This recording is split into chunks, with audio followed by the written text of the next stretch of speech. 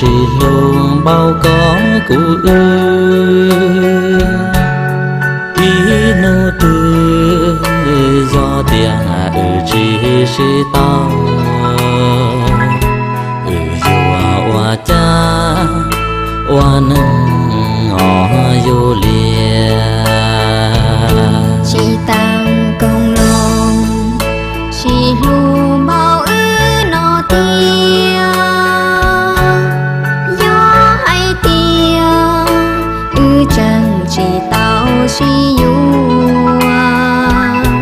làm cứ su tua thọ nhỏ trong lo to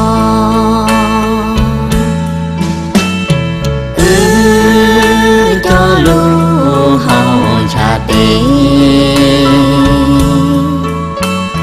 cho lu chê trò hao địa tê lần từ hoàn tê to nhỏ trong lo to thọ lu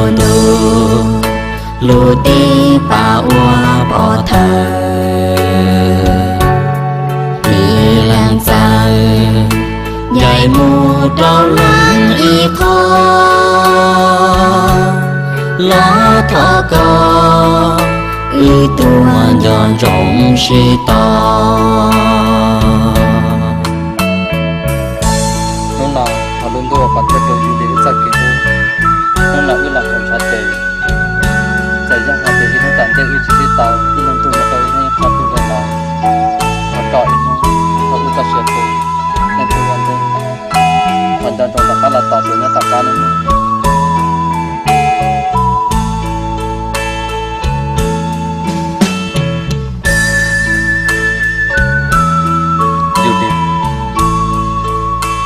nông nào cũng mấy tăng sản nhất trong các địa thế, có mấy tăng sản nhất trong học của lúc nào, sẽ do năng do đa, tạo ưu ái là yếu là ilu chế hả?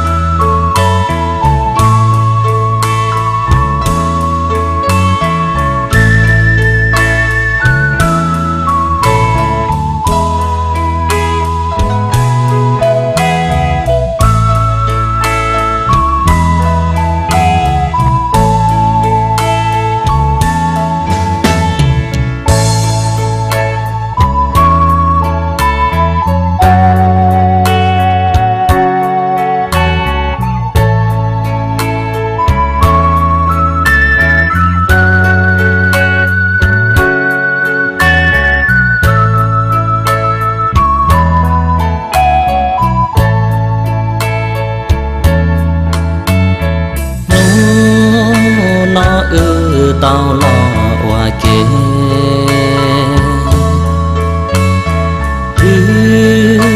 toa tê một thơ đua thiên nhỏ tàu dân kia xì lù mùa du lìa chỉ tam công lòng vì nam cụ y sư lù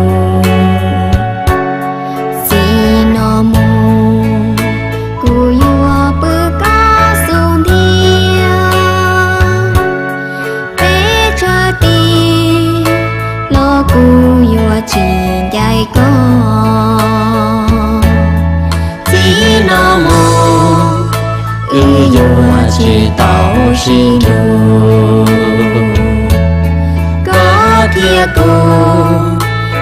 dù tao nhỏ qua kề chỉ tua tê